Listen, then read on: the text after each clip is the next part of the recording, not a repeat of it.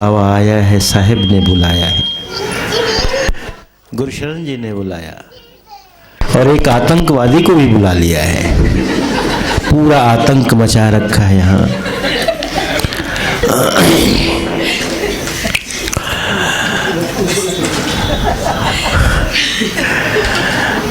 काम भी ज़्यादा करता है, बहुत बाल्टी उल्टी लेके जा रहा था, मुझे लगता है काफ़ी काम करता है।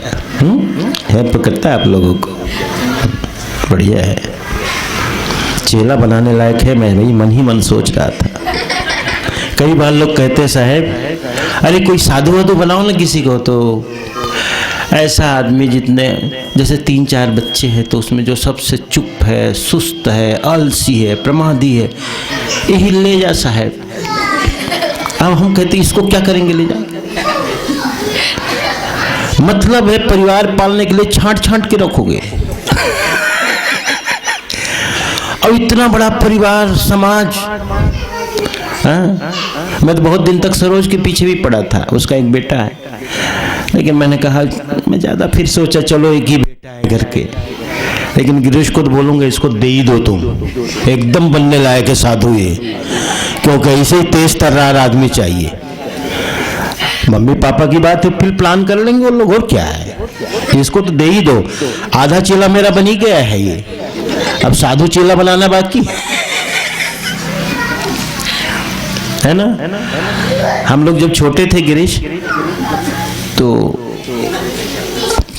डॉगी है ना, छोटे छोटे कुत्ते, पिल्ले जिसको कहते हैं, तो छोटे हम लोग उसको परखते थे, उसके कान पकड़ के उठाते, जो ज्यादा चिल्लाता था कहते ओ ये तेज है, अच्छा इसको पालो। तुम्हारी बात हो रही है। देख रहा इधर। प्यारे हंसनो, ये बहुत ही सुंदर समय,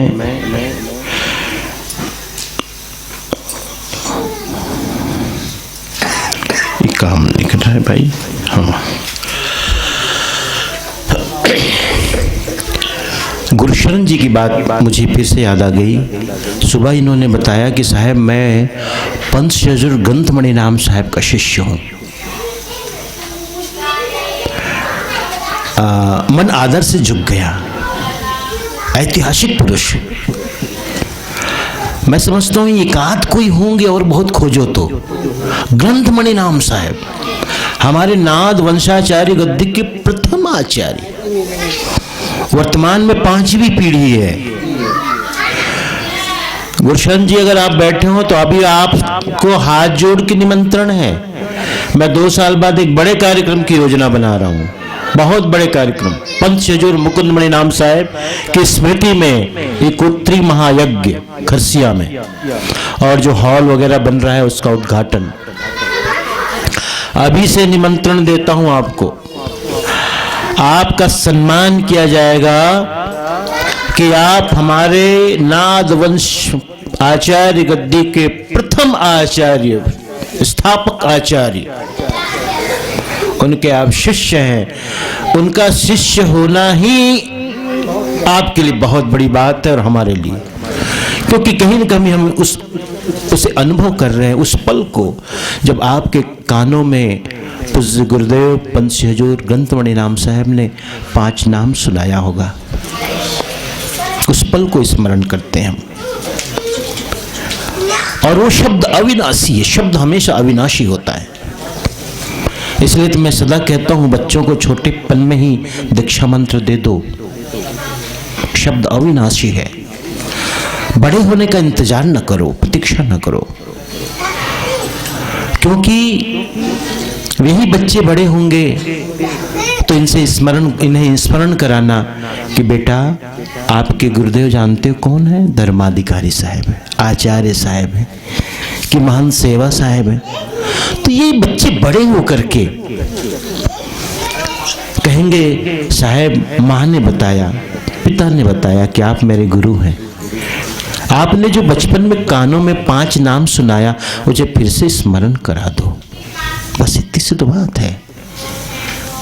इसलिए बचपन में ही दीक्षा मंत्र दे देना चाहिए। तो बता रहे थे गुरशरण जी कि साहब मैं तो बहुत छोटा था, मुझे तो पता भी नहीं।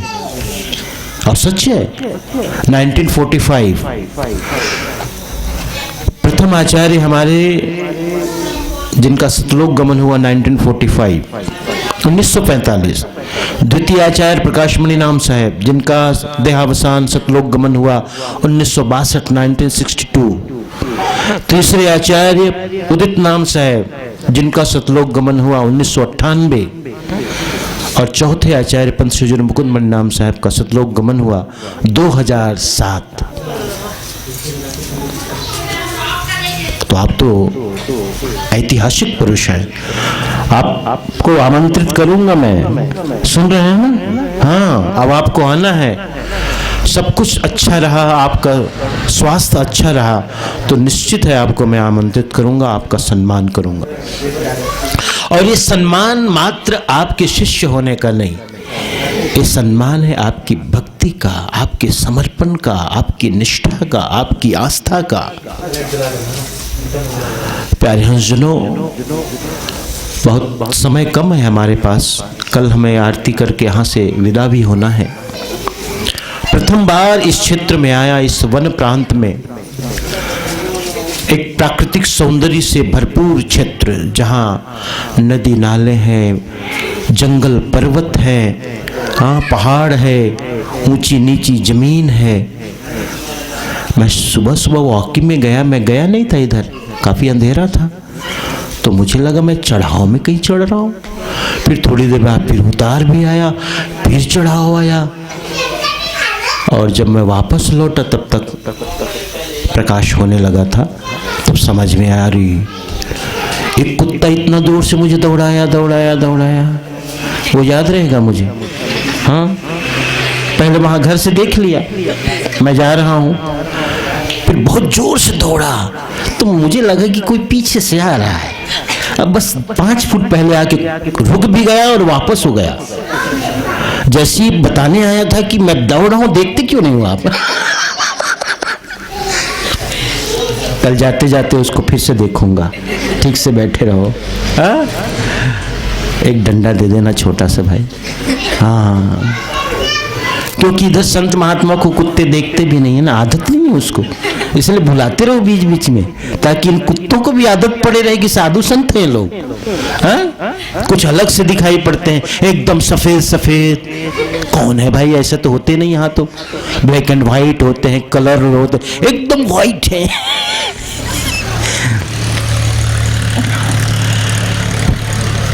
साहब कहते सतगुरु की अधिक महिमा ज्ञान कुंड नहाइए। थोड़े सत्संग की तरफ आइए, बढ़ते हैं।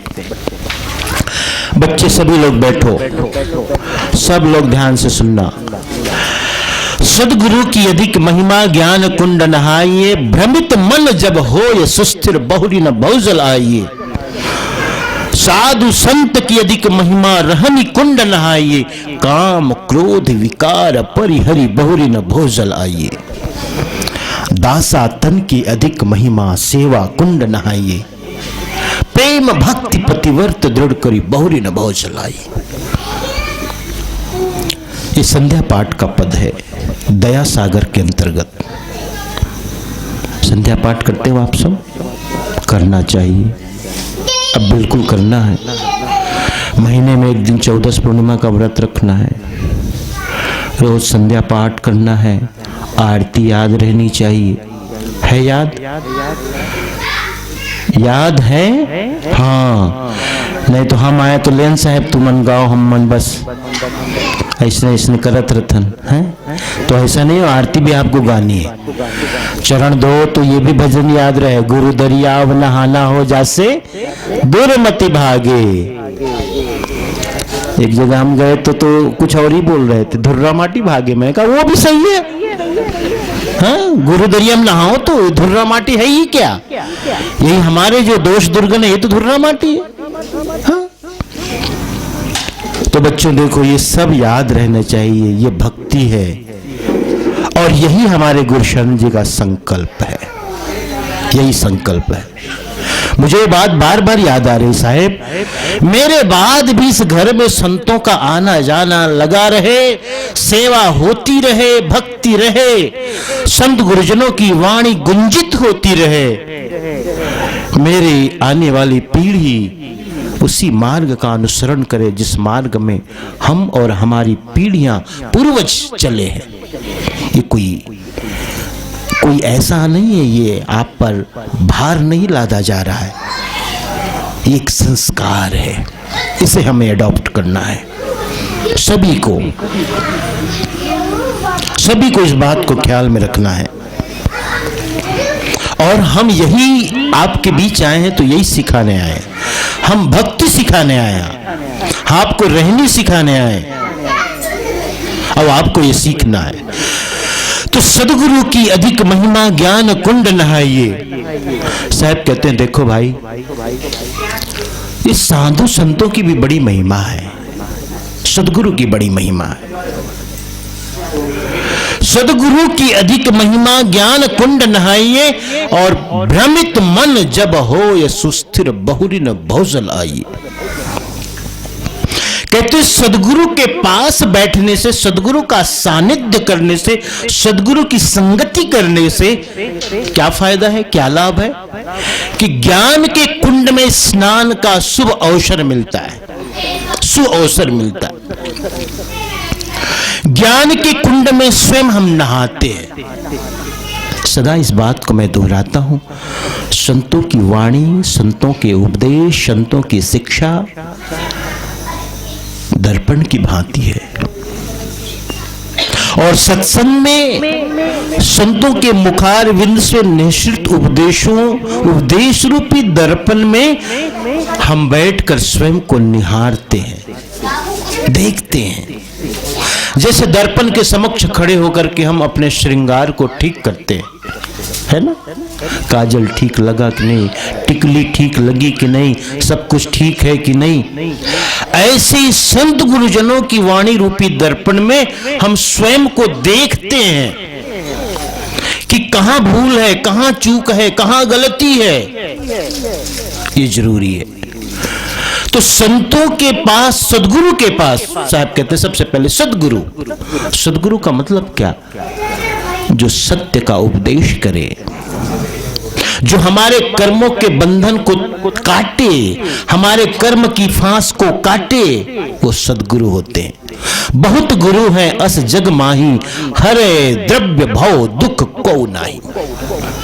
माना कि संसार में बहुतेरे गुरु हैं, माना कि संसार में गुरु के भी नकली रूप हैं। और नकली रूप इसीलिए है कि कभी भी नकली को असली का ही स्वरूप धारण करना पड़ता है। जहां भरोसा है, जहां विश्वास है, उसी विश्वास का सहारा लेकर विश्वासघात करना होता है। इसीलिए जब भी आप फिल्मों में देखते हो, कोई डकैत आता है तो पुलिस की वर्दी में आता है, कोई मिलिटेंट आता है तो आर्मी की वर्दी में आता है, कोई चोर हत्यारा आता है तो साधु के भेष में आता है।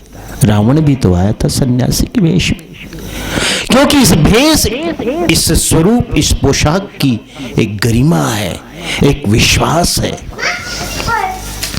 ख्याल रखना, 500 की ही नकली नोट देखने को मिलेंगे, कभी 300 की नकली नोट चलेगी क्या? जो बाजार में चलती ही नहीं नोट, उसकी नकली कैसे बनेगी? जो बाजार में उपलब्ध नहीं है, चलन में नहीं है, उसकी नकली नोट कभी नहीं बन सकती। जो असली नोट है उसी की नकल होती है।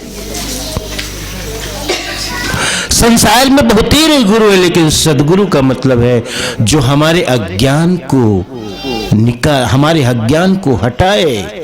असतो मां सदगमया, उपनिषद का प्रार्थना है। असतो मां सदगमया, तमसो मां ज्योतिर्गमया, मृत्युर्मां अमृतम गमय। हे परमात्मन, हे सदगुरु, मुझे असतः मां, मुझे मह्यम असतः मां सतगमय, सत्य की ओर ले चलो। असतो मां सदगमय, तमसो मां, तमसः पंचमी का रूप है व्याकरण संस्कृत का, पंचमी का तमसः यानी तमस से, अंधकार से। तमसो मां ज्योतिर्गमय, प्रकाश की ओर ले चलो। और मृत्युर्मा अमृतम गमय, मृत्यु से अमरता की ओर ले चलो। यही तो साधक की प्रार्थना है, यही तो साधक का निवेदन है। तो सद्गुरु का मतलब है जो असत से सत की ओर ले चले, जो अंधकार से प्रकाश की ओर ले चले, जो मृत्यु से अमरता की ओर ले चले, वही सद्गुरु है। सद्गुरु का मतलब है जो आपकी आत्मोन्नति करे। सद्गुरु का मतलब है जो आपकी कमियों को काढ़े कुम्हार की भांति काढ़ काढ़ कर निकाले।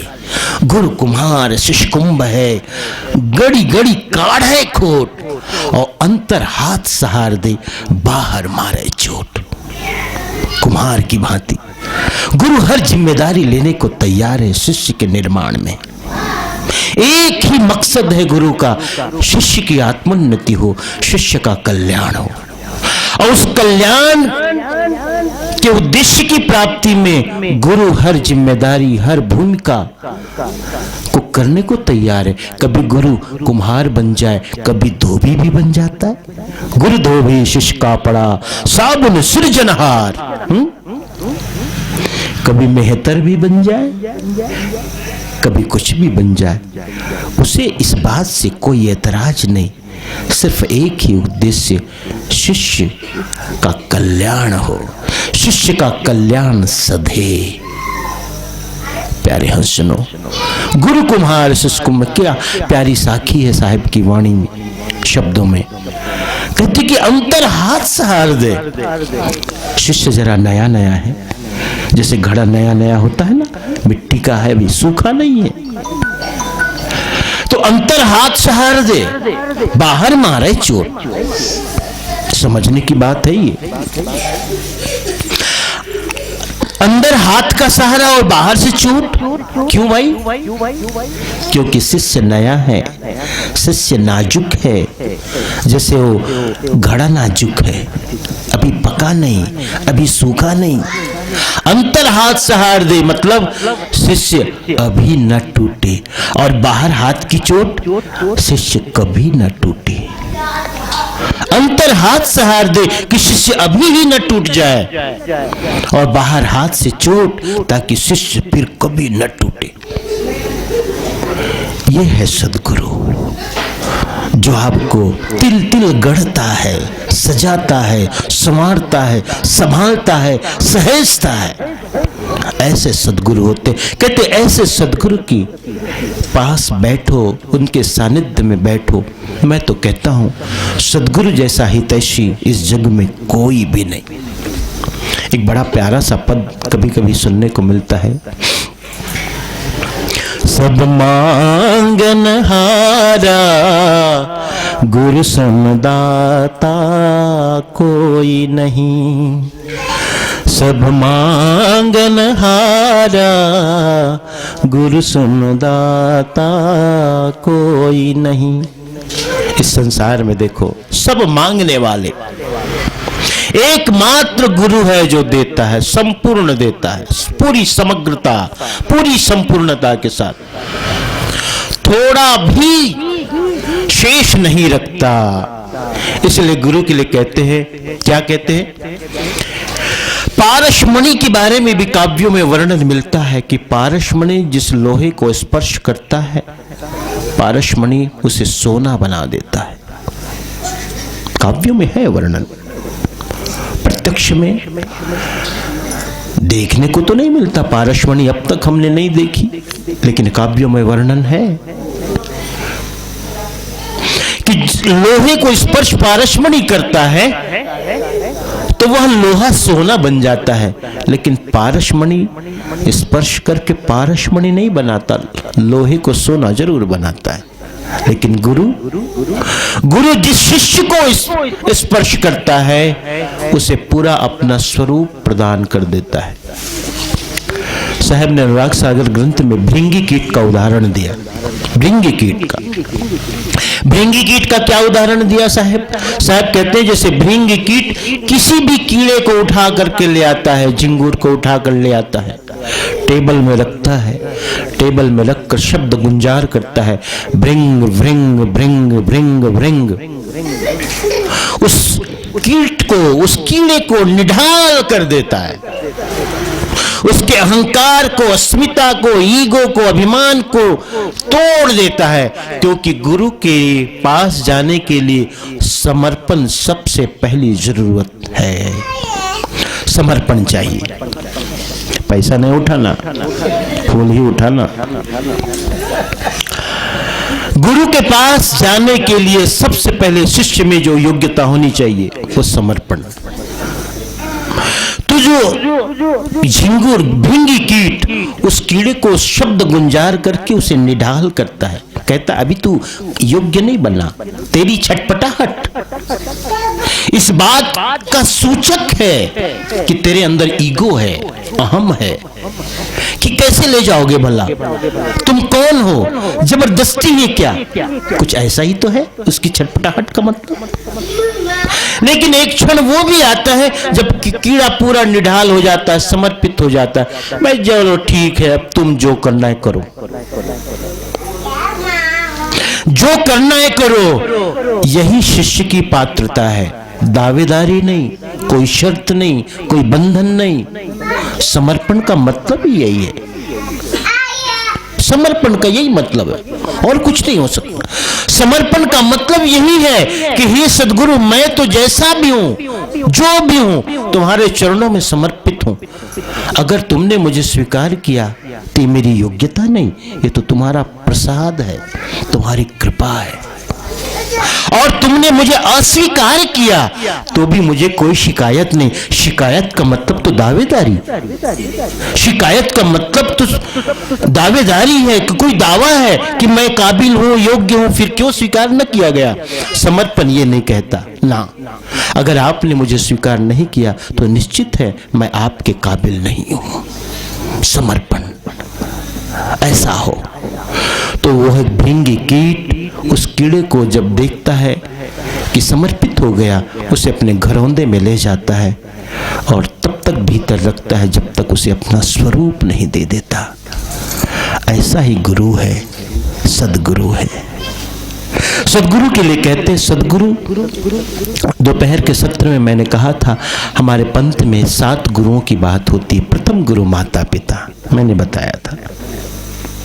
7वां गुरु सद्गुरु कैसे हैं? बाकी 6 गुरु जितने हैं वे कर्म के बंधन को काटने में समर्थ नहीं है।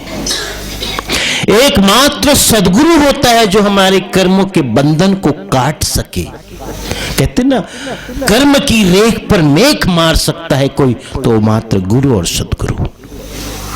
इसलिए इस जगत में सबसे बड़ा हितैषी, हित चिंतक, हित चाहने वाला है कोई तो गुरु से बड़ा कोई भी नहीं। क्योंकि गुरु और शिष्य का संबंध शरीर का आधार, शरीर शारीरिक नहीं है, शरीर आधार नहीं है गुरु और शिष्य के संबंध का। गुरु और शिष्य के संबंध का आधार आत्मा है। क्योंकि शरीर जिस संबंध का आधार होता है तो शरीर का गुणधर्म आता है। शरीर बूढ़ा होता है, शरीर बदलता है, शरीर मिटता है, शरीर मरता है, तो उस पर आधारित संबंध में उसी तरह मिटता है, टूटता है, बिखरता है। लेकिन जिस संबंध का आधार सिर्फ आत्मा है तो आत्मा अजर है, अमर है, अविनाशी है, त्रिकाला बाधित है, शुद्ध है, बुद्ध है, चैतन्य है, तो संबंध भी वैसा ही रहता है, सदा रहता है। इसलिए कहते हैं ऐसे सद्गुरु का सानिध्य करो, सत्संग करो। जैसे मदारी है, मदारी बंदर को सारी कला सिखाता है लेकिन अपने गले की रस्सी को कैसे खोलना है ये नहीं सिखाता। ऐसे ही हमारे जितने भी गुरु हैं, 6 गुरु हैं, वे सब कला जीवन की सिखाते हैं। यूनिवर्सिटी हम जाते किस लिए हैं? कहते हैं हम काबिल बनेंगे, योग्य बनेंगे, अच्छी नौकरी, अच्छी जॉब, है ना? क्या मतलब है उसका? उसका एक ही मतलब है, हम जितना ज्यादा रुपये पैसे कमा सकें, डॉलर पाउंड कमा सकें, अच्छा मकान, अच्छी शोहरत, अच्छी शोहरत, अच्छा पैसा, यही तो लक्ष्य है। लेकिन ये सब बांधने वाले हैं। सदगुरु का मतलब है जो हमारे कर्मों के बंधन को काटे। तो मदारी की तरह ये सभी हैं, बचपन से लेके यूनिवर्सिटी तक जितने भी, या यूं कहो झूले से लेके कब्र तक जितने भी हमें मिलते हैं गुरु, 6 गुरु की तरह है। लेकिन 7वें गुरु सदगुरु पूरा पाया। सतगुरु वो है जो हमारे गले में पड़ी कर्म की रस्सी को कैसे काटना है वो गुर सिखाए, उसी का नाम गुरु है। गुर मने कला, गुर मने ढंग, गुर मने उपाय। जो कर्मों के बंधन को काटने का गुर सिखाए वही गुरु है, वही सदगुरु है। इसलिए कहते हैं ऐसे सदगुरु का सानिध्य सत्संग करना चाहिए। इससे हमारा भ्रम दूर होता है। भ्रमित मन जब होए सुस्थिर, बहुरी न भौजल आइए। भ्रम क्या है? इल्यूजन जिसको कहते हैं। क्या भ्रम है? भ्रम का मतलब है जो सार में असार का आरोप और असार में सार का आरोप, यही भ्रम है। हम ये मानते हैं कि ये जीवन है। सुबह मैंने कहा था थोड़ा सा कि जिस आम के फल को आप खाते हो और कड़वा है, उम्मीद तो यही थी कि वो मीठा हो। साहब ने भी कहा है, करता था सो क्यों किया, अब करी क्यों पछताए। बोया पेड़ बबूल का तो आम कहां से खाए। साहब कहते हैं अगर फल मीठा ना हो करके कड़वा है तो वो जो प्रगट रूप मिठास है या प्रगट रूप जो कड़वाहट है उसके पीछे कोई ना कोई कारण है। वो कड़वाहट, वो मिठास कहाँ होनी चाहिए? बीज में होनी चाहिए, तभी ऐसा हुआ। अगर फल में उसकी अभिव्यक्ति है मिठास की तो निश्चित है बीज भी मीठा होगा। तो जन्म से लेकर मृत्यु पर्यंत जिसे हम जीवन कहते हैं सचमुच वो जीवन नहीं है। यही भ्रम है, यही इल्यूजन है। विचार करो आप, जीवन किसे कहते हो आप? सामान्य रूप से जो आप जानते हो जीवन हम कहते हैं यही जो हम जी रहे हैं, यही तो जीवन है। जन्म से लेकर मृत्यु पर्यंत जो समयावधि है उसे हम जीवन कहते हैं। लेकिन क्या सचमुच ये जीवन है? नहीं। सुबह मैंने कहा था कि अगर इस जीवन का अंत मृत्यु है और मृत्यु फल रूप है, अगर फल मृत्यु है तो उसका बीज भी मृत्यु रूप होगा। यानी जन्म बीज है तो उसका फल जो मृत्यु है? अगर वो मृत्यु है तो निश्चित है जिसे जन्म को हम जीवन की शुरुआत कहते हैं वो जीवन की नहीं बल्कि मृत्यु की शुरुआत है। अगर हम 80 वर्ष की उम्र लेकर आए और मां के गर्भ से निकले वो हमारा पहला दिन है तो उस 80 वर्ष में एक दिन कम हो गया, एक दिन कम हो गया। 1 साल होता है हम पहला जन्मदिन मनाते हैं। भाषागत दोष है कि हम कहते हैं हमारी उम्र बढ़ रही है। उम्र कभी बढ़ती नहीं है, घटती चली जाती है, घटती चली जाती है। जो यहाँ बुजुर्ग हैं उनके जीवन के थोड़े समय बाकी है, जो भी बच्चे हैं उनके लिए ज्यादा समय है ना? तो कहां मृत्यु तो शुरू हो गई जन्म से ही और हम इसे जीवन मान बैठते हैं। ये इल्यूजन है हमारा। जीवन वो नहीं जिसका अंतिम परिणाम मौत हो। जीवन वो है जो सदा रहने वाला है, एक रस, जो सदा विद्यमान हो, जिसकी मौजूदगी सदा हो, जिसका अस्तित्व सदा हो, वो जीवन है। और आज तक इसी को हमने जीवन माना। और यही बहुत बड़ा भ्रम है संसार में। और हम यही मानते हैं कि जन्म लेने के साथ ही लग जाते हैं सफलता, पढ़ाई लिखाई सफलता। और सफलता का पैमाना क्या है? सामान्य जीवन में देखो, व्यवहार में देखो, सफलता का पैमाना क्या है? ऊंचा ओहदा मिल जाना, बड़ी नौकरी मिल जाना, बड़े उद्योग धंधे व्यापार, बड़ी अच्छी कमाई, अच्छा मकान, बंगला, हवेली, मकान, दुकान, गाड़ी, मोटर, यही तो हम कहते हैं ना, यही हमारे सफलता का पैमाना है। इसी को हम मानते। कोई व्यक्ति अगर इन सारी चीजों को अर्जित किया अपने जीवन में तो कहते हो व्यक्ति बड़ा सफल है। लेकिन अध्यात्म में ये थोथा है, इसका कोई मूल्य नहीं। और कहा तो ये जाता है व्यक्ति जितना धनी होता है, धन से संपन्न होता है, सुविधाओं से संपन्न होता है, उसकी निर्धनता उसी अनुरूप, उसी अनुपात में प्रकट होती है। और ये सत्य है, ये बिल्कुल सत्य है। एक गरीब के पास तो इतना वक्त भी नहीं है कि वो विचार कर सके, लेकिन जो धनी है, जिसके पास ये था कि मैं ये प्राप्त कर लूं, ये कर लूं, प्राप्त हो गया, अर्जित हो गया। लेकिन क्या हुआ अर्जित होने के बाद? हाँ? 1000 वाला सोचता है लाख मिल जाए, लाख वाला सोचता है करोड़ मिल जाए, करोड़ वाला सोचता है अरब मिल जाए। एक संत के पास एक व्यक्ति आता था, कहे महाराज कृपा करो, इस बार सरपंच बन जाता तो बड़ी कृपा हो जाती। आशीर्वाद दिया, सरपंच बन गया। सरपंच बन गया तो इसकी इच्छा जागृत हुई। दूसरी बात कहा इस बार थोड़ा जनपद सदस्य के लिए लड़ रहा हूं, आशीर्वाद दे दो।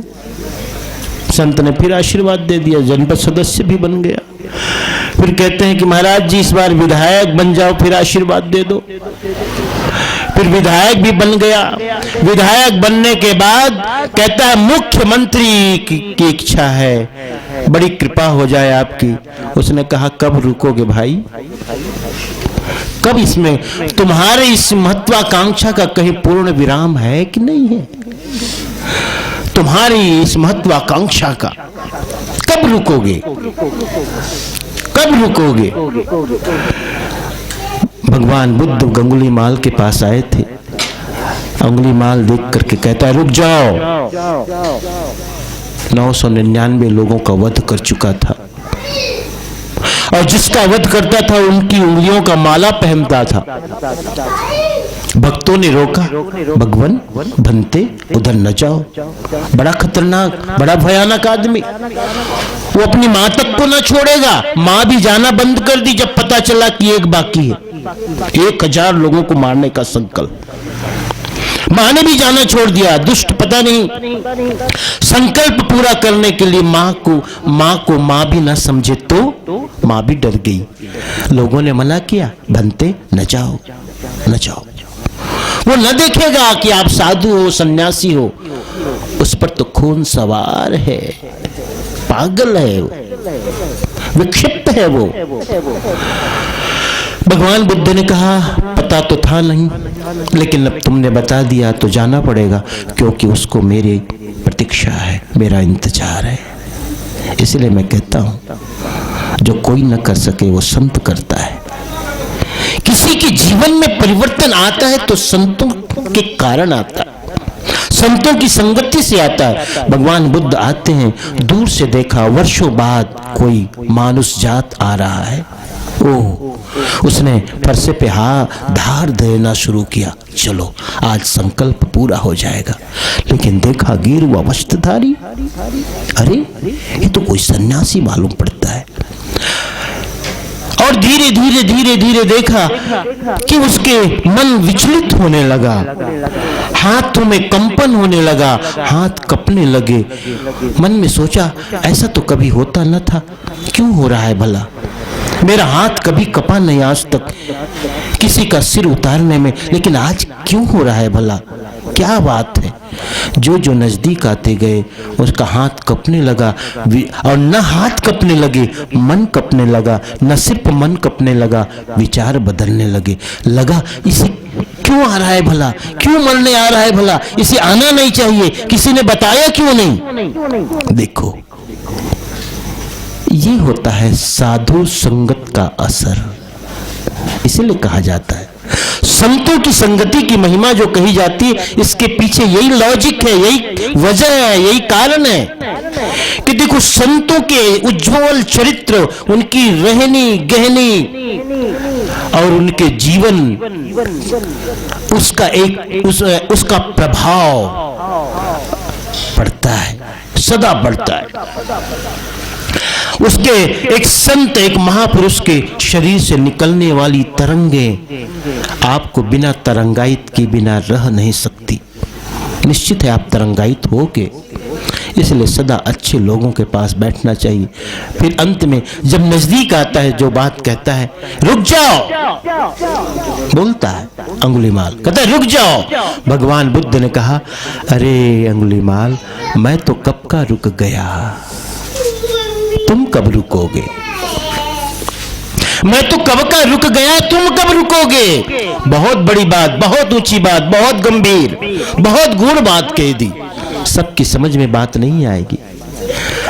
उसने भी नहीं समझा। अंगुलीमाल हंसता है, अरे मैं तो एक जगह खड़ा हूं, एक जगह स्थिर हूं, तू चलता हुआ आ रहा है, तू चल रहा है और उल्टी बात कहता है मुझे रुकने को। तू चलता हुआ आ रहा है, मैं तुम्हें कहता हूं रुक जाओ, और मैं तो स्थिर खड़ा हूं और मुझे रुकने की बात कहते हो। लेकिन भगवान बुद्ध ने कुछ और कहा था। संत जन जब भी कोई बात कहते हैं तो कुछ और कहते हैं, कुछ और कह जाते हैं। सदगुरु कबीर साहब इब्राहिम लोदी के दरबार में आए, जानते हो, बहुत सुंदर प्रसंग है। इब्राहिम लोदी बलख बुखारा शहर का राजा, कहते हैं कि रात के समय छत के ऊपर टहलते थे, कुछ लाठी की आवाज। राजा थे, सुनाई, नींद तो ऐसे भी नहीं पड़ती क्योंकि तमाम राजकाज, तमाम तनाव, तमाम परेशानियां, नींद आंखों में न थी। और ऊपर से टक ठक ठक लाठी की आवाज। उसने द्वारपालों को चिल्लाया, देखो भला कौन है ऊपर, देखो। दौड़ के गए, लेकिन आवाज सुन लिया था उसने। कहा मैं और कोई नहीं, मैं अपनी ऊंट खोजने आया हूं यहाँ, और तुम निश्चिंत होकर सो जाओ, तुम सो जाओ। वो बुलंदी आवाज की और वो रहस्य और वो एक उलटवासी, इससे पहले ऐसी बुलंद आवाज उसने कभी न सुनी थी। उसने सोचा ये या तो ये कोई पागल है या तो कोई परमहंस है। पागल तो मैं हमेशा देखता हूं, पागलों से सदा घिरा रहता हूं, निश्चित ही ये कोई परमहंस है, कोई चमत्कारी पुरुष है। उसने द्वारपालों को कहा पकड़ के लाओ उसे। तब तक वो कहीं और चले गए, मिले नहीं। दूसरी बार राजा के महल के सामने द्वारपाल से झगड़ा करता हुआ कहता है मैं इस सराय में 4 दिन के लिए रहने आया हूं, मुझे रहने की इजाजत दो। द्वारपाल कहता है तुम्हारा दिमाग खराब है, इस सम्राट का महल है और तुम इसे सराय कहते हो, कहते भी शर्म नहीं आती। तू मैं होती है। राजा सुनते हैं वही आवाज जो रात को उसने सुनी थी। उसने कहा भीतर भेजो। भीतर आए साहब, कहते क्या बात है? अरे मैं कुछ नहीं, मैं तो बस यही कह रहा हूं ये सराय है, मुझे भी 4 दिन रहना है, 4 दिन रहने के लिए इजाजत दो, बस इतना ही कह रहा हूं। राजा कहते तुम्हें सराय मालूम पड़ता है? ये मेरा महल है, देखते नहीं इसकी सजावट, इसके झाड़ फानुस, तुम्हें ऐसा लगता है कि सराय है? कहते सराय नहीं तो क्या है, सराय ही तो है। कहते कैसे सराय कहते हो? सराय मैं इसलिए कहता हूं कि कुछ साल पहले मैं आया था, यहां कोई और राजा था, कोई और व्यक्ति था। कहते हाँ वो मेरे पिता थे, उससे पहले भी आया था मैं, तब कोई और था। हाँ वो मेरे पिता के पिता थे, मेरे दादा थे, और उससे पहले भी मैं आया था, वो मेरे परदादा थे। तो मैं यही आंकलन करता हूं अगली बार आऊंगा तो तुम न मिलोगे, तुम्हारा कोई और रहेगा। अब बताओ, अब बताओ तुम, ये सराय नहीं तो क्या है? यही तो सराय है। संतों की वाणी में एक रहस्य होता है। वे जब भी कहते हैं आत्मा की गहराई से, प्राणों की गहराई से बोलते हैं। भगवान बुद्ध ने कहा था कि रुक जाओ, मुझे कहते हो, मैं तो कब का रुक गया। कहने का मतलब क्या? मेरा मन जिस दिन रुक गया उसी दिन मैं रुक गया। तुम्हारा मन अभी चलता है, तुम्हारे अंदर महत्वाकांक्षा है, वासना है, चाहना है, कामना है, कुछ करने की, कुछ बनने की, कुछ पाने की, इसलिए तुम दौड़ रहे हो। मैं तो कब का रुक गया। यही है गुरु जो हमारे भ्रम का निवारण करते हैं। प्यारे अंशनों, जीवन क्या है इसे जानने की जरूरत है। जिसे हमने जीवन माना अब तक सचमुच वो जीवन नहीं है, वो सचमुच जीवन नहीं है। जो जन्म से लेकर मृत्यु पर्यंत एक समय अवधि को हमने जीवन माया, वे जीवन नहीं। इस भ्रम को तोड़ने वाले मात्र सद्गुरु होते हैं, सद्गुरु। और जितना जल्दी ये भ्रम टूट जाए, मनुष्य स्वयं की तरफ लौटेगा कि है क्या, आखिर क्या, आखिर जीवन क्या है फिर, क्यों, क्या है जीवन, किसे हम जीवन कहें। तो जीवन की खोज बाहर की यात्रा से कभी नहीं प्राप्त हो सकती। जीवन की खोज के लिए हमें अंतर यात्रा करनी होती है। और अंतर यात्रा में जो हमारे सबसे बड़े साथी और सहयोगी बनते हैं, वही हमारे गुरु हैं, वही हमारे सद्गुरु हैं। एक दो संत जाते थे, रात का समय, शाम का समय था। एक वृद्ध सन्यासी साधु, एक युवा साधु, दोनों जाते थे। रास्ता बीहड़ था, वन प्रांत जैसे आपका क्षेत्र है। और रात तक जहां उन्हें गंतव्य था वहां पहुंचना था। रास्ता बीहड़, सुनसान, सन्नाटा। गुरु ने पूछ लिया, जो बड़ा युवा, जो वृद्ध सन्यासी था, संत था, उसने पूछ लिया, डर तो नहीं लग रहा? पहली बार शिष्य ने सुना था गुरु के मुख से कि आज गुरु जी ऐसा क्यों पूछ रहे हैं, डर तो नहीं लग रहा? कभी डर की बात नहीं कहते। और संत और सन्यासी को किस बात का डर, बताओ? जिसको कछु न चाहिए सो साहन प्रतिसा। संत तो वही है जो निडर हो गया, जो निर्भय हो गया, जिसको न लुट जाने का भय है, न छूट जाने का भय, वही तो संत है। धर्मदास साहब, सदगुरु कबीर साहब के परम शिष्य, कहते हैं, अब हम भय सतनाम व्यापारी। अब हम सतनाम का व्यापार करते हैं। कोई कोई लादे कांसा पीतल, कोई कोई लोग सुपारी, हम तो लादो नाम धनी का, निर्भय गैल हमारी। अब हम भय सतनाम व्यापारी। अब हम सतनाम का व्यापार करने लगे। अब इसमें बड़ा फायदा है, क्योंकि निर्भयता आ गई। सच है, सतनाम का व्यापार करते हैं, सतनाम बेचते हैं। कहीं भी गली हो, कहीं भी नगर हो, कहीं भी सुनसान जगह हो, सो जाते हैं निर्भयता से। न लूटने का डर है, न छूटने का डर है, कोई भी भय नहीं, कोई भी डर नहीं। तो गुरु की जो सबसे बड़ी कृपा है शिष्य के लिए कि वो निर्भयता, अभयता प्रदान करते। गुरु ने पूछा था, डर तो नहीं लग रहा? शिष्य को आश्चर्य हुआ कि आज क्यों पूछ रहे हैं।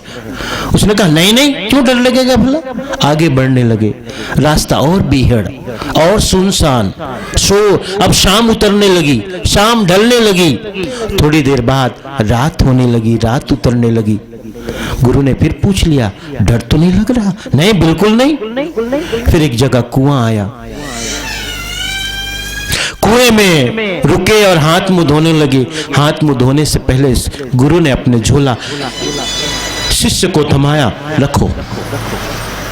शिष्य ने जब उस झोले को कंधे पे रखा तो नीचे देखा, थैले के नीचे ऐसे टटोला उसने, कुछ चौकोर सा आकृति का कुछ ईंट सी मालूम पड़ी।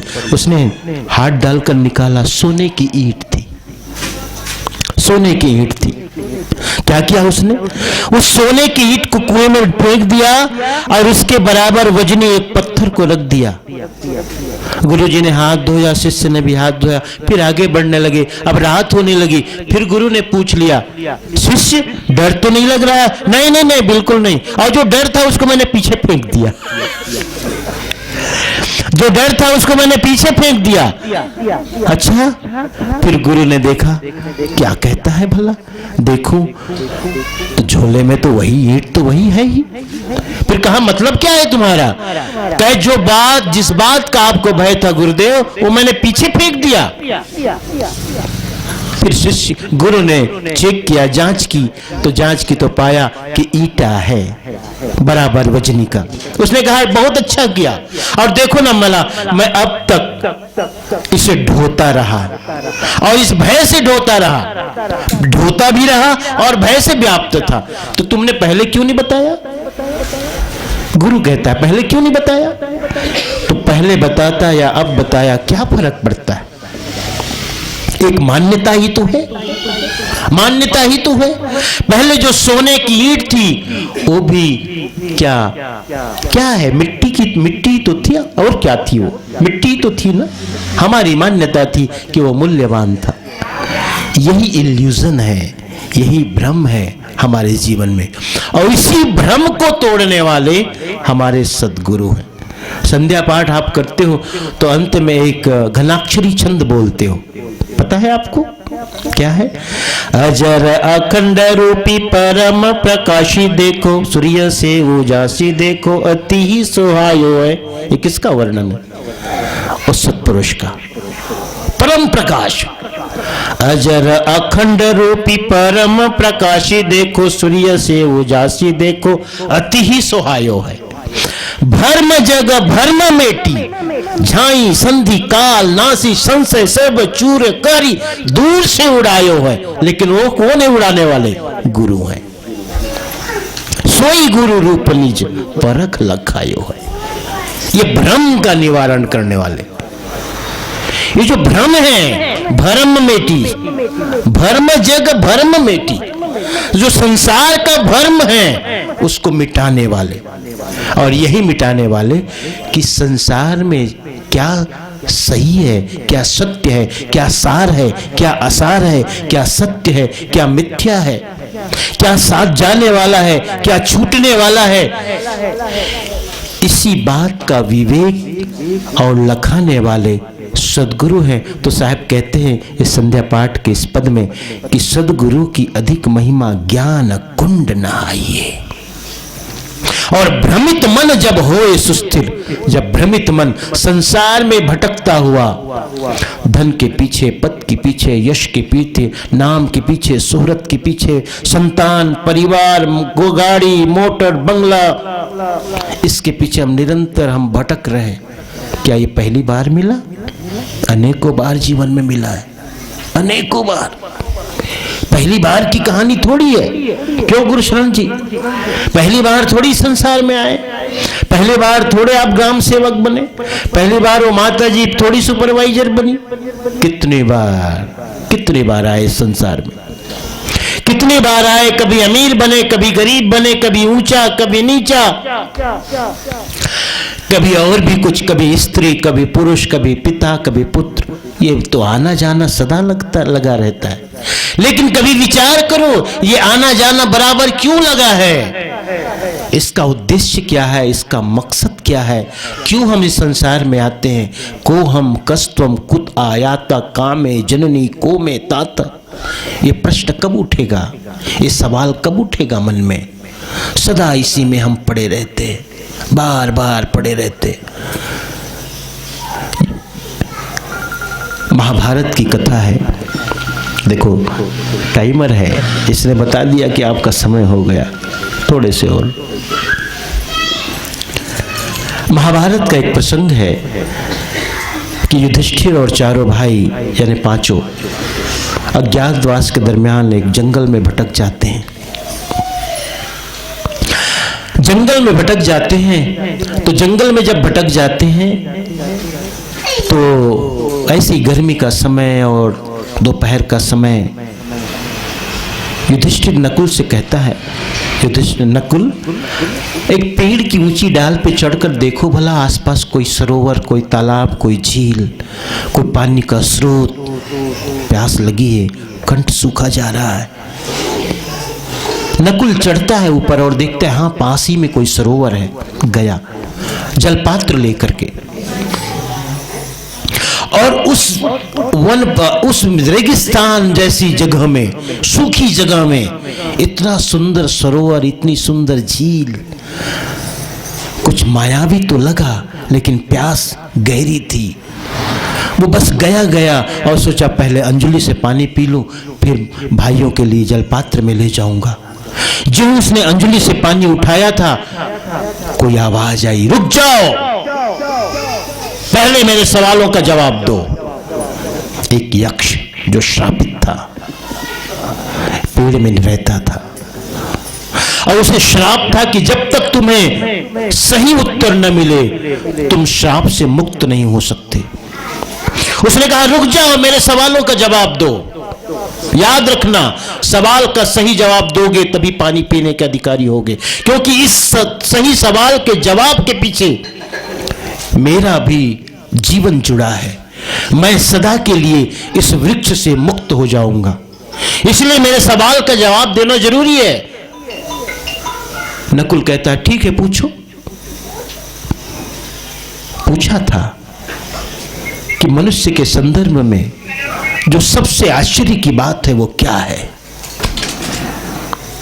मनुष्य के बाबत जो सबसे आश्चर्य पैदा करने वाली बात है वो क्या है?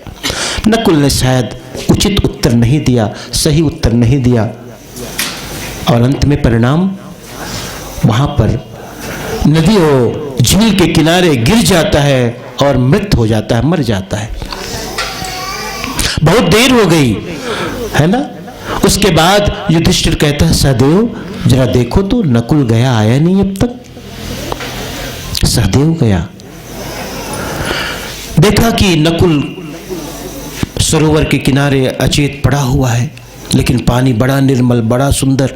प्यासा था, अंजलि भर के पानी पीने को होता है। फिर से वही आवाज, रुक जाओ, मेरे सवाल का जवाब दो पहले। ये क्रम चलता है। सहदेव, भीम और अर्जुन सबके साथ, और सबके सब बेहोश होके मृत होकर के वहां पड़े रहते हैं। अंत में युधिष्ठिर को जाना होता है। क्या बात हो गई, सांझ होने को है, चारों भाई गए, अब तक नहीं लौटे। कुछ अनहोनी, कुछ ऐसी बातें, मन में भय भी हुआ। गए, देखा चारों भाई अचेत पड़े हैं। पानी तो सुंदर है, निर्मल है, कोई कमी नहीं, बात क्या है? उसने भी सोचा अंजलि भर कर पानी पहले पी लेता हूं, फिर जानूंगा कि बात क्या हुई। प्यास लगी थी। फिर से वही आवाज, रुक जाओ, मैं कहता हूं, नहीं तो तुम्हारी भी वही दशा होगी जो तुम्हारे भाइयों की हुई है। युधिष्ठिर ज्ञानी था, समझदार था। उसने कहा क्या बात है, मेरे सवाल का पहले जवाब दो। कहे पूछो, क्या पूछते हो? युधिष्ठिर को उसने बहुत सारे प्रश्न किए, लेकिन जो सबसे पहला प्रश्न था वही कि मनुष्य के जीवन से संबंधित सबसे आश्चर्य करने वाली बात क्या है? युधिष्ठिर ने कहा था सबसे आश्चर्य करने वाली बात मनुष्य के संदर्भ में यही कि आदमी रोज दूसरों को मरता देखता है, लेकिन अपनी मौत से बेपरवाह है, लापरवाह है। सदा सोचता है कि मैं मृत्यु से बचा हूं, कभी मर नहीं सकता। अपने अनुभव से कभी सीखता नहीं। यही मनुष्य के संदर्भ में सबसे आश्चर्य करने वाली बात है। पानी, उसने उत्तर सभी सही दिए, और अंत में उसने प्रार्थना की कि भाई पानी पीने मुझे दो। पानी पिया। पानी पीने के बाद सभी भाइयों को जीवित करने के लिए भी प्रार्थना किया। सभी भाई जिंदा हुए, जीवित हुए। और यक्ष भी कहता है तुमने सही जवाब देकर मुझे इस पेड़ से मुक्त कर दिया, धन्यवाद देकर के सब चले गए। ये प्रसंग इस बात का सूचक है कि हम अपने अनुभव से नहीं सीखते। जीवन अपने आप में एक बड़ी किताब है, उपनिषद पढ़ने की कोई जरूरत नहीं। रामायण पढ़ने की क्या जरूरत है? हर रोज हम अपने जीवन से कुछ न कुछ सीखें। अनुभवों की निचोड़ से ही बोध पैदा होता है, ज्ञान पैदा होता है, संबोधि पैदा होती है अनुभवों से जो सीख पाता है। 30 दिन अपने जीवन को लिख डालना, रोज जो तुम करते हो 30 दिन की डायरी बना लो, और ज्यादा नहीं, 1 महीने की डायरी बना लो, ज्यादा नहीं। तुम देखोगे बस वही पुनरावृत्ति है, वही दोहराना। रोज क्रोध करना, रोज उदास होना, रोज प्रेम करना, रोज खींच पैदा होना, कभी शिकायत होना। 30 दिन की तुम डायरी लिख डालो, अगले 30 दिन में वही वही बातें दोहराएगी। लेकिन हम दोहराते ही चले जाते हैं, कभी अनुभवों से सीखते नहीं। अनुभवों की निचोड़ ही बोध है, ज्ञान है, संबोधि है। फूलों को सहेज कर कभी नहीं रख सकते।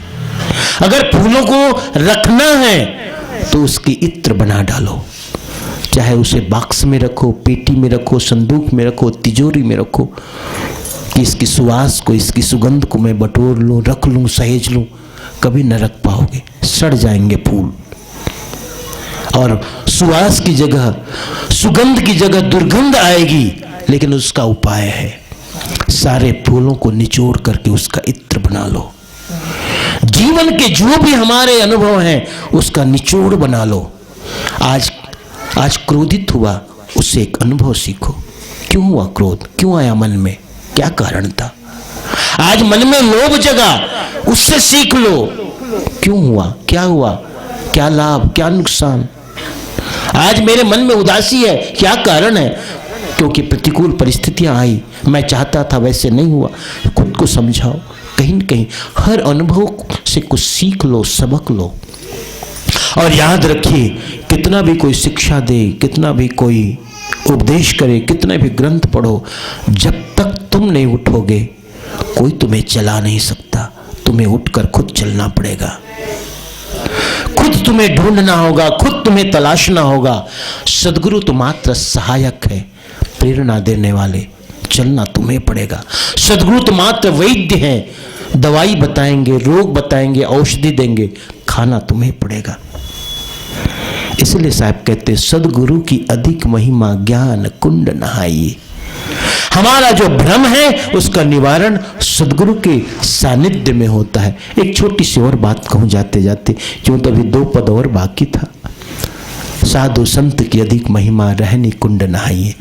संतों के साथ भी रहो, उनकी संगति से जीवन में धीरे धीरे तुम्हारे दोष दुर्गुण ठीक होंगे। काम, क्रोध, लोभ, मोह, मद, मत्सर, ईर्ष्या, द्वेष, छल, प्रपंच, कभी सोचा आपने इससे आपको मिला क्या? क्या मिला इनसे? मन दूषित हुआ, बस इससे ज्यादा और क्या। संतों के पास जब बैठते हो, इसलिए मैंने कहा ना कि देखो, किसी के जीवन में आमूल चूर परिवर्तन हो सकता है तो संतों की संगति से। जैसे वही अंगुलीमाल बुद्ध की शरण में गया और बड़ा संत हो गया, बुद्ध हो गया। जीवन को संपूर्ण रूप से कोई रूपांतरित किया जा सकता है, और कोई कर सकता है तो सिर्फ संत और गुरु कर सकते हैं। दूसरे में ऐसी कोई शक्ति नहीं है। इसलिए साधु संतों की भी रहने में रहो, बैठो उनके साथ। काम क्रोध विकार परिहरि बहुरी न भोजलाई। साहब कहते ये भी एक उपाय है भाई, इस संसार में नहीं आने का। बहुरी न भोजलाई, या तो सदगुरु के सानिध्य करो, भ्रम का निवारण करो, इससे बहुरी न भोजलाइए, इस संसार में नहीं आओगे। एक उपाय है। या तो साधु संतों की संगति करो।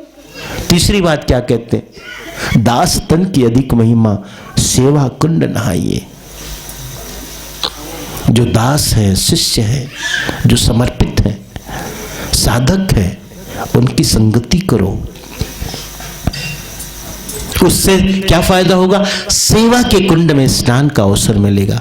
सेवा से हमारा अभिमान गलता है, सेवा से हमारा अभिमान, हमारा अहंकार गलता है। आप चरणामृत लेते हो, क्यों लेते हैं? संतों ने क्यों ये रिवाज चलाया, ये चलन क्यों बनाया? पीछे एक लॉजिक है, एक कारण है। देखा कि मनुष्य में जो ग्रंथि है, गांठ है अभिमान की, बहुत कठोर है।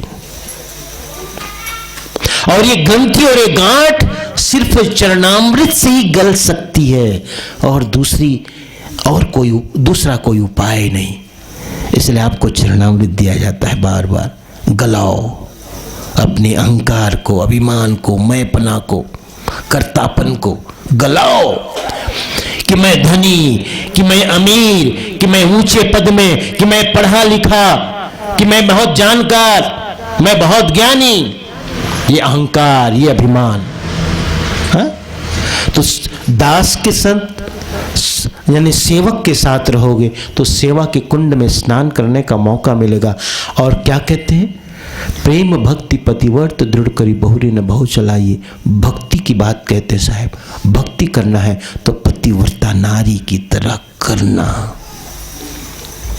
मैं अभी आप सबसे कहता हूं, भक्ति करो पतिव्रता नारी की तरह, सिर्फ एक के लिए समर्पित, एक के लिए। इसलिए हमारे संत जन एक तारा बजाते हैं, एक के लिए, एक प्रतीक है, एक संकेतक, एक सूचक कि बस हम एक को जानते हैं, एक को मानते हैं। वीणा नहीं बजाते, वीणा में बहुत सारे तार होते हैं। एक साधे सब साधिया, सब साधे सब जाए। एक की साधना करो, एक पर समर्पित हो। हमारे सद्गुरु हैं, सद्गुरु पर हम पूर्ण समर्पित हों, सद्गुरु का ही पूजन करें। तुम्हारे पूजा घर में सद्गुरु की ही तस्वीर हो, सद्गुरु की ही मूर्ति हो। आजकल लोग बहुत सारे भगवान को रख लेते, सब नेतागिरी राजनीति हो गई। मैं पूछा एक जगह, कैसे भाई, चलो साहब पूजा घर दिखाते। मैं कहा दिखाओ। मकान अच्छा बनाया था, पूजा घर भी बढ़िया बनाया। कबीर साहेब, फलाना देवता, ढिकाना देवता, इधर उधर पूरी जमघट लगी, पूरी भीड़। पूजा घर तो बढ़िया है। मैंने कहा ये सब क्यों लगा रखे, ये सब क्या है साहब, समय समय सब काम आते हैं। हाँ, कभी हजूर, कभी साहब को ही पूछे, अब कोई संकट आ गया और साहब को चिल्लाए पुकारे, कहीं भंडारा वंडारा में चले जाए। साधु संतों है कि नहीं, कहीं भंडारा में चले हों, कहीं चौका वौका करने गए, सत्संग में गए, नहीं आ पाए समय पे, तो गणेश जी को बुला लो, शंकर जी को बुला लो, भगवान राम को बुला लो, सब काम आते रहते हैं। इसलिए जरूरी है। कहते नहीं, ये भक्ति नहीं भाई। सब पर भरोसा करना, सब पर विश्वास करना, है ना। कहते ना, एक बार पुजारी और मुल्ला में प्रतियोगिता हुई कि तुम्हारा देव, तुम्हारा भगवान बड़ा कि मेरा अल्लाह बड़ा। और पीपल की ऊंची डाल एकदम फुंगी में जाकर कूदना था नीचे, अल्लाह का नाम लेकर, भगवान का नाम लेकर। पुजारी ऊपर गए, अब यहाँ तो 33 कोटि देवता है, अब गिरते तक सबका नाम तो नहीं ले पाएंगे, 2-4 नाम ले ही डाला होगा उसने, है ना। जो आया होगा, राम का, कृष्ण का, विष्णु का, शंकर का, वगैरह वगैरह देवी देवता आया, चारों खाने चित। मुसलमान बस एक का सुमरन करता है, एकेश्वरवाद है वहां, एक को मानता है। आया तो ठीक ठाक, एक कहने की बात है, समझाने के लिए सब बातें कही जाती है। एक पर समर्पण हो हमारा। साहब कहते हैं पतिव्रता नारी की तरह हम एक को माने। और हम तो सदा इस बात को कहते हैं, कबीरपंथी बनाना पड़ता है। कबीरपंथी बनाने से पहले जो सबसे पहले जो 5 संस्कार हैं, 5 संस्कार, उन 5 संस्कारों में पहला संस्कार है तिनका तोड़ाने का। 5 संस्कार कौन कौन से जानते हो? गुरुदेव को जब आप नारियल भेंट करते हो तो सबसे पहले आपको तिनका दिया जाता है, तिनका तोड़ाओ एक। फिर आपके माथे में तिलक लगाते हैं, दूसरा संस्कार। फिर तीसरा संस्कार आपके गले में कंठी पहनाते हैं, तीसरा संस्कार। चौथा आपके कानों में 5 नाम सुनाते हैं, चौथा संस्कार। और उसके बाद इतना करने के बाद 5 उपदेश करते हैं कि जीवन को कैसे जीना है। ये 5 संस्कार। लेकिन इन 5 संस्कारों में जो सबसे पहला संस्कार है तिनका। तिनका किस बात का प्रतीक है? किस बात का सूचक है? इस बात का कि हे सदगुरु, अब आपकी शरण में आया हूं तो याद ये तिनका इस बात का प्रतीक है, सूचक है, संकेतक है कि आज के बाद से मैंने सारे संबंध तोड़ देता हूं सबसे। क्योंकि सदगुरु तो अंतिम वैद्य है ना। जैसे किसी बड़े वैद्य के पास जाओ तो पूछते हैं कहां कहां गए, किस किस डॉक्टर के पास गए, कहते हैं आप उनको दिखाया, उनको दिखाया, उनको दिखाया, उनको दिखाया, अब मेरे पास आए हो। हाँ, तो याद रखो अब सब दवाई बंद करो सब इलाज बंद करो। जब मुझ पर भरोसा किया तो सिर्फ अब मेरी दवाई चलेगी, मेरा इलाज चलेगा। ऐसे ही जो सदगुरु पर आपकी निष्ठा हो, जब आपने तिनका तुड़ाया का मतलब है कि सारे संबंध मैंने कट कर दिए, विच्छेद कर दिया, तोड़ दिया। अभी तक जो भी मेरी मान्यता थी, धारणा थी, देवी देवता, ये वो, मरी मसान, भूत प्रेत, जो भी जितना कह लो, हाँ, सब के प्रति जो मेरी एक मान्यता थी, वहां उन सब से संबंध मैं तोड़ करके सदगुरु आपसे संबंध जोड़ता हूं। जब आपने संकल्प ले लिया तो फिर बार बार मुड़ मुड़ कर देखना क्यों? क्यों मुड़ मुड़ कर देखना उधर? क्यों जाना? या तो लेना ना था, कोई जबरदस्ती तो थी नहीं। आप आए हो, विश्वास करके आए हो इस मार्ग में, इस पंथ में, तो आप पूरे संकल्प के साथ आओ, पूरी तैयारी के साथ आओ, आधी अधूरी नहीं। इधर भी ये सब नेतागिरी है। हाँ, यहां भी जाओ, वहां भी जाओ, वहां भी जाओ। कई लोगों से पूछता हूं, कहते हैं किसको मानते हो? हम तो सबको मानते हैं साहब। हाँ? मैं कहा ये मेरा मतलब नहीं है, और ये मत सोचना ऐसा कहा कि मैं साहब को खुश कर दूंगा। हाँ, बहुत आप धर्मनिरपेक्ष हो, बहुत बढ़िया हो, सबको मानते हो, सबका सम्मान करते हो। इस बात से मैं कभी खुश नहीं होता। मैं इस बात से खुश होता हूं, साहब मानता तो मैं बस अपने सदगुरु को हूं, मानता तो मैं अपने इष्ट को हूं, मानता तो मैं अपने भगवान को हूं, लेकिन किसी के प्रति मेरे मन में असम्मान का भाव नहीं है। लेकिन समर्पण तो सिर्फ मेरे सदगुरु के लिए। ये मैं सुनना चाहता हूं, ये सुनना चाहता हूं मैं। इसीलिए पतिव्रता नारी का उदाहरण दिया, एक पति के प्रति पूर्ण समर्पण, लेकिन सभी पुरुषों के प्रति सम्मान का भाव। ये सदगुरु की भक्ति है। दास तन की अधिक महिमा, सेवा कुंड नहाइए, प्रेम भक्ति पतिव्रत दृढ़ करी बहुरी न बहु चलाइए। इस तरह हम भक्ति निभाएं तो आपके इस घर में और इस क्षेत्र में आकर के मुझे अत्यंत प्रसन्नता है। पहली बार आया हूं और मैं जानता हूं कि इन दो समय के सत्संग से सब कुछ कहा नहीं जा सकता। बार बार आने की जरूरत है, बार बार आपको बोध देने की जरूरत है, बार बार समझाने की जरूरत है, क्योंकि ये हमारा अहंकार, हमारी बुराइयां सदा उत्पन्न होती रहती हैं। हाँ ना, एक मुंगेरी लाल थे, उसका घर था, सामने बहुत बढ़िया बगीचा बना रखा था। एक पड़ोसी आया, कहा मुंगेरी लाल ये बात बताओ, ये तुम्हारे घर इतना बढ़िया बढ़िया फूल होता है, हाँ? और मेरे यहाँ मैं भी लगाता हूं, लेकिन होता नहीं, बात क्या है? अब मुझे तो ये समझ में नहीं आता है कि फूल कौन सा है और घास कौन सा है, कौन सी। लगाता तो मैं फूल, लेकिन फूल भी पैदा होता है, साथ साथ घास भी पैदा हो जाती। मेरी समझ में नहीं आता, क्या करूं? और बात सही है। देखो संसार में देखने को मिलता है, धान हम बोते हैं, लेकिन एक करगा धान होता है बिल्कुल उसी की नकल का, है ना? और जितने आप भाजी बोते हो तो उसकी भी नकल की कोई भाजी होती है ऐसा? तो उसने मुंगेरी लाल ने कहा, देखो फूल और घास में पहचान का एक ही उपाय है। एक तरफ से तुम सबकी निंदाई कर दो, सब उखाड़ दो, फूल भी उखाड़ दो और घास भी उखाड़ दो, बाद में जो जगेगा वही घास है। बाद में जो अपने से जग जाए वही घास है। तो सच है, ये बुराई घास की तरह है, ये अपने आप जगती रहती है। इसलिए बार बार तिनका तोड़ाना पड़ता है, बार बार नारियल भेंट करना पड़ता है, और हर साल इसलिए रावण को मारना पड़ता है ना? रावण को हर साल मारने का मतलब यही है, ये बुराई अगर संतों का सानिध्य न मिलता रहे, ज्ञान न मिलता रहे, तो बुराई पनपती रहती है। इसलिए एक बार आने से बात नहीं बनती, बार बार आना होगा। लेकिन जो गुरुशरण जी का शुभ संकल्प है, उन्हें आप सभी को पूरा करना चाहिए।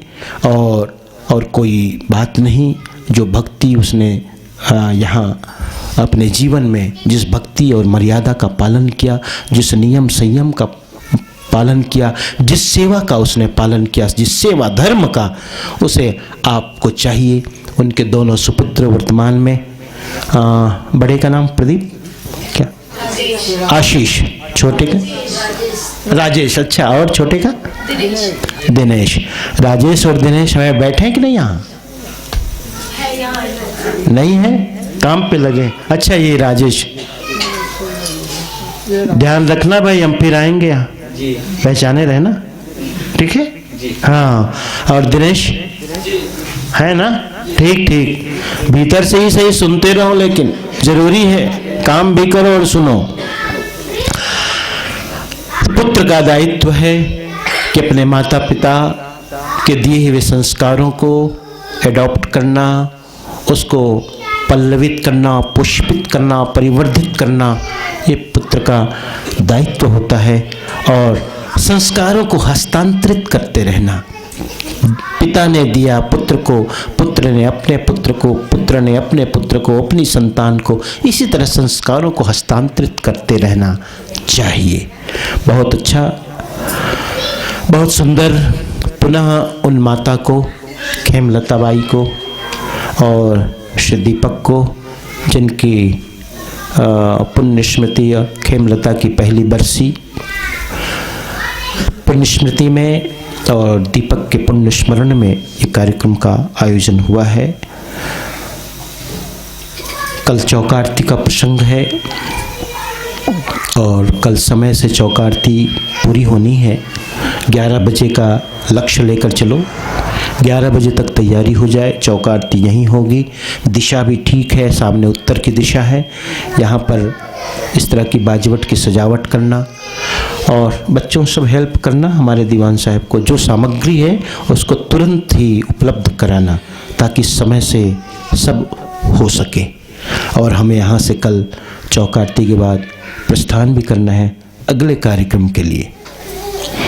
और जिन जिन के गले में कंठी नहीं है, वो कंठी बंधन करा लेना, ठीक है? बच्चों को भी, बड़ों को भी, और भी बड़ों को। माँ लोग किए कि नहीं कंठी उंठी बंधाई हो? नहीं, बना लेना, है ना? बनाना चाहिए, बनाना ही चाहिए। हाँ, ऐसी कोई बात नहीं है, क्योंकि इसमें बहुत विचार करने जैसी बात तो मैं नहीं देखता। माना कि ये स्वतंत्रता है आपको, और हर व्यक्ति स्वतंत्र है। मैं वैयक्तिक स्वतंत्रता को भी महत्व देता हूँ, लेकिन मैं इसलिए प्रेरणा देता हूँ कि पंथ बहुत ही सुंदर पंथ है, जहाँ सात्विक रहनी गहनी, सदाचार और सत्य की उपासना का जहाँ पर उपदेश दिया जाता है। सत्य, अहिंसा, प्रेम, भाईचारा। साहब कहते हैं ना, जीव दया और आत्म पूजा, सदगुरु भक्ति देव नहीं दूजा, इस कबीर पंथ का सिद्धांत है। तो सिद्धांतगत कोई कमी नहीं है, सदगुरु की वाणी और शिक्षा में कोई कमी नहीं। आज सदगुरु की वाणी वचनों को लेकर सब बड़े बड़े, मैं तो कहता हूँ कितना भी बड़ा प्रवक्ता क्यों ना हो, अपने 1 घंटे के प्रवचन में एक न एक बार साहब की कोई न कोई वाणी लेकर जरूर बोलता है। तो हमारे सदगुरु में किसी प्रकार की कोई कमी नहीं है, हमारे ग्रंथों में कोई कमी नहीं, उपदेशों में कोई कमी नहीं। हमारे ही ग्रंथों के वाणी वचनों को लेकर लोग आगे बढ़ गए, हम भले पीछे रह गए कारणों से। लेकिन ये बताने के लिए कह रहा हूँ कि कमी किसी प्रकार की नहीं है इस पंथ में, इसकी मान्यता में, सिद्धांत में, रहनी में कोई कमी नहीं। इसलिए बहुत विचार करने की आवश्यकता नहीं है। फिर भी आपकी मर्जी, प्रेरणा देना मेरा काम है ना, और उपदेश देना मेरा काम है। इन्हीं वचनों के साथ आज की इस सत्संग सभा का समापन किया जाता है। और सब लोग जरा जोर से जय बोले। सदगुरु कबीर साहिब की जय।